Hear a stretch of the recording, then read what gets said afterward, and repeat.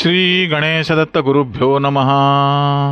अज्ञानतिमिरान्धस्य ज्ञानाञ्जनशलाकया चक्षुरुन्मिलितं येन तस्मै श्री गुरुवे नमः। परमपूज्य सद्गुरू श्री रामकृष्ण क्षीरसागर स्वामींना वंदन करून संघटित सत्संग मंडळांच्या या गुरुकार्यातील मोहिमेमधल्या 1795व्या भागाचं मी पठण करीत आहे। आज फाल्गुन कृष्ण एकादशी मंगळवार दिनांक 25 मार्च 2025।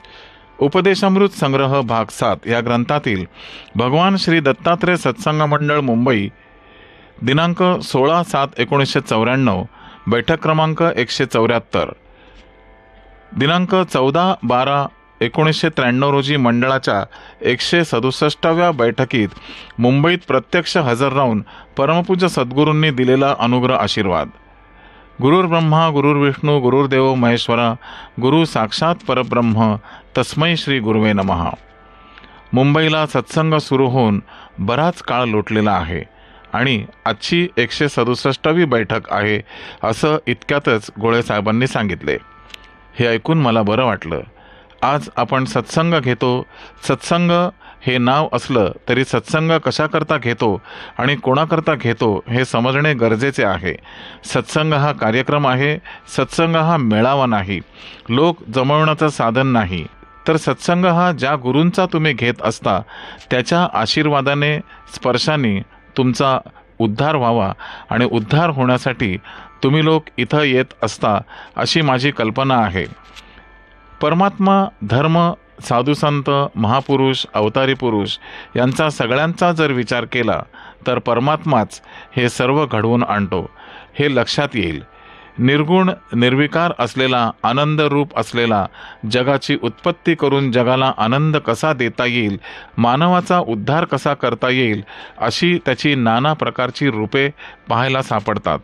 यामध्ये जसा त्यांनी मानव निर्माण केला तसे साधू संत निर्माण केले, महापुरुष निर्माण केले, सामान्य जनांना आधार देण्यासाठी आणि भक्तांमध्ये श्रेष्ठ असलेले, परमेश्वराविषयी प्रेम असलेले, परमेश्वराची सेवा करणारे असे जे लोक आहेत त्यांचा उद्धार करण्यासाठी त्यांनी साधू संतांना जन्म दिला। तर त्यांनी स्वतःच सर्व केलेले आहे।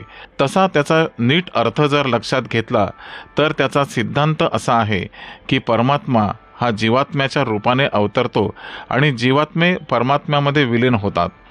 स्वतःची ही कृती करून ज्या ठिकाणी त्याचं अंशतः हे रूप दिसेल त्यांना प्रसिद्धीला आणतो आणि त्यांचे चरणाजवळ सर्व भक्तांना घेऊन येतो आणि त्या मानव देहाचं कल्याण कसं होईल, त्याचा उद्धार कसा होईल अशी ही सर्व योजना आहे। ज्या ज्या ठिकाणी जीव आहे असं आपल्याला ज्या ज्या वेळी दिसतं तिथे त्या परमात्म्याचा वास असतो। हा वास कशा स्वरूपाचा असतो तर तो तेजाच्या स्वरूपाचा असतो। त्यामध्ये मानव हा सर्वात श्रेष्ठ मानलेला आहे। पशु आहे, पक्षी आहेत, जलचर आहेत, भूचर आहेत, वनचर आहेत, त्यांना निराळ्या पद्धतीने त्यांनी जीव दिलेला आहे। मी इतक्यात जसं तुम्हाला सांगितलं की परमात्मा हा जीवात्म्याच्या रूपाने अवतरतो, आता तुम्हा लोकांना एक शंका येण्याची शक्यता आहे की तो जर हे सर्व करीत आहे तर सुखदुःख का पाहायला सापडतं, सर्व आनंदी का पाहायला सापडत नाहीत। त्याचं कारण असं आहे की मानवाची उत्पत्ती त्याने अशा पद्धतीने केलेली आहे की मानव हा सुज्ञ असल्यामुळे मानवाला बुद्धी दिलेली आहे, ज्ञान दिलेले आहे आणि उद्धार करून घ्यायचा असेल तर मानव रूपातच तो करून घेता येतो, इतर ठिकाणी त्याची शक्यता नाही। पशु पक्षात कधी दिसत नाही, वनचरात कधी दिसत नाही, जलचरात कधी दिसत नाही। ते जेव्हा मानव रूपात येतील तेव्हाच त्यांचा उद्धार होतो। हा उद्धार कोण करतं तर साधू संत, महात्मे, महापुरुष, आदिपुरुष काय जे कोणी असतील ते त्यांच्याच स्पर्शाने, त्यांच्या अनुभवाने, त्यांच्या आशीर्वादानेच उद्धार होऊ शकतो।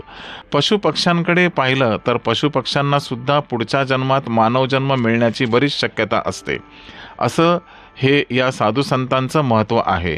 हे साधू संत हे कोणी रूप धारण केलेली माणसं नाहीत. ही जन्मतः साधू संत म्हणून येतात आणि त्यांचं जीवन कार्य म्हणजे याच पद्धतीचं असतं की सर्वांना योग्य ते मार्गदर्शन कसे करता येईल, धर्म म्हणजे काय ते समजून कसं सांगता येईल, धर्म आचरण्यामध्ये मानवाचं काय कल्याण आहे. आजकाल मानव अशा पद्धतीचा पाहायला सापडतो की त्याचं कल्याण झालं म्हणजे आम्हाला मुलं बाळं झाली, पैसा खूप मिळाला, ऐश्वर्य भोगायला मिळालं तर आमचं कल्याण झालं असं ते समजतात. पण मूलतः त्याचा अर्थ असा नाही. मानव जन्मामध्ये येऊन सुद्धा आपल्याला आपला उद्धार करून घेता नाही आला तर मानव जन्म वाया गेला असंच म्हटलं जातं. हा मानव जन्म वाया जाऊ नये म्हणून परमेश्वरानेच गुरुचं रूप धारण केलं. आपली गुरुपरंपराच अशी श्रेष्ठ आहे की गुरु, परमगुरु, परमहंस गुरु, परिव्राजकाचार्य गुरु हे निरनिराळ्या प्रकारचे हे गुरु आहेत. याचं काय कारण आहे तर त्यांचे प्रत्येकाचे अधिकार निरनिराळे आहेत. व्यवहारात सुद्धा आपल्याला असं पाहायला सापडतं की मानवाला निरनिराळे अधिकार दिलेले असतात. त्या अधिकाराप्रमाणे ते कामं करीत असतात. तशी ही परंपरा आहे. गुरु असले काय, परिव्राजकाचार्य असले काय, दर्जा जरी एक असला तरी गुण निरनिराळे पाहायला सापडतात. उदाहरणार्थ परिव्राजकाचार्य गुरु जर घेतले तर दंडधारी असतात, संन्यासी असतात, संन्यास मार्गाचं आचरण करतात. हंस, परमहंस हे गुरु जरी घेतले तरी यांचं कार्य जगाचा उद्धार करण्यासाठी असतं, धर्माचं कार्य करण्यासाठी असतं. लोकांनी धर्म कसा आचरायला पाहिजे हे सांगितलं जातं. धर्म जर सांभाळला तर परमेश्वर शक्तीचा लवकर अनुभव येतो. आपल्या ठिकाणी सूक्ष्म अशी शक्ती असते. ती शक्ती जागृत करण्याचं मुख्य साधन जर कोणतं असेल तर गुरुचरणाचा स्पर्श होणं, त्यांचा अनुग्रह होणं, त्यांचा कृपाप्रसाद प्राप्त होणं. आणि ज्यांना हे साधलं नाही त्यांचा जन्म जवळजवळ व्यर्थ गेलेला असतो. प्रपंच करणं हे काही परमार्थाचं साधन नाही किंवा साध्य नाही. प्रपंचात करण्यासारखं काय असतं? काही करायचं नसतं. पण परमार्थात मात्र कृती करावी लागते. आणि परमार्थात कृती करायची म्हणजे योग्य पुरुषाची भेट होणं गरजेचं असतं. त्यांच्या मार्गदर्शनाखाली परमार्थ करायचा असतो. तेव्हाच आपल्या जन्मात उद्धार होण्याची शक्यता असते.